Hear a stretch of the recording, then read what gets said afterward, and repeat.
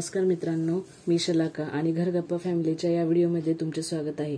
गेल्या काही दिवसांच्या बिझी शेड्यूलमधून वेळ काढून मी निवांत कोथिंबीर वडी करण्याचा प्लॅन केला होता, तर ती तुम्हाला दाखवत आहे। एका परातीत 2 वाटी बेसन पीठ, 1 वाटी रवा, 2 चमचा तीळ आणि 1 चमचा ओवा घेतला। त्यानंतर लाल तिखट, जर लाल तिखट जास्त हवं नसेल तर गरम मसाला किंवा काश्मीरी पावडरही आपण वापरू शकतो। त्यानंतर चवीनुसार मीठ, हे सर्व एकत्र करायचं।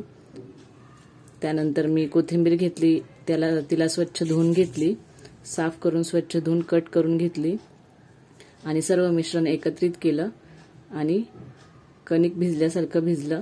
त्यात पाणी नाही टाकायचं, कोथिंबीरला पाणी सुटतं, त्यामुळे आधी सर्व एकजीव करून घ्यायचं। जर पाणी हवं असेल तरच पाणी टाकूया।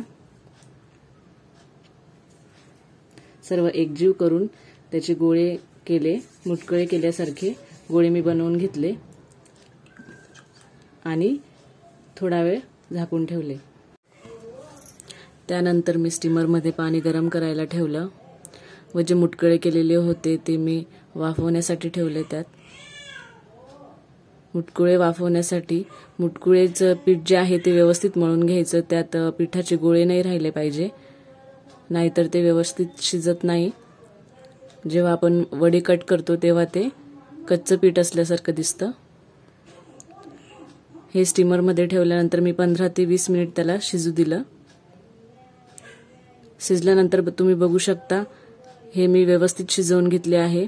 व्यवस्थित शिजले आहे की नाही ते बघण्यासाठी मी त्यात चाकू टाकून बघितला। त्याला जर चाकूला चिकटलेलं दिसलं तर ते शिजलेले नसतील, थोडा वेळ पुन्हा शिजवून घ्यायचे। जर चिकटलेलं नसेल तर ते शिजलेले असतात। त्यानंतर ते बाहेर मी काढून थोडा वेळ थंड होऊ दिले। थंड झाल्यानंतरच त्याचे काप करायचे। एकदा का काप करून झाले, मग तेल गरम करून घेतलं आणि छान गरम करून घेतलं तेल। त्यात एक एक करून मी वड्या तळल्यात, त्या खरपूस अशा छान झाल्या तळून, कारण तेल खूप गरम झालेलं होतं।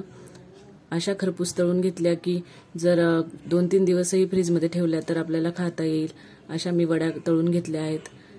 मित्रांनो, तुम्हाला हा व्हिडिओ कसा वाटला कमेंट करून सांगा आणि जास्तीत जास्त व्हिडिओ शेअर करा, लाईक करा आणि चॅनलला सबस्क्राईब करायला विसरू नका। थँक्यू।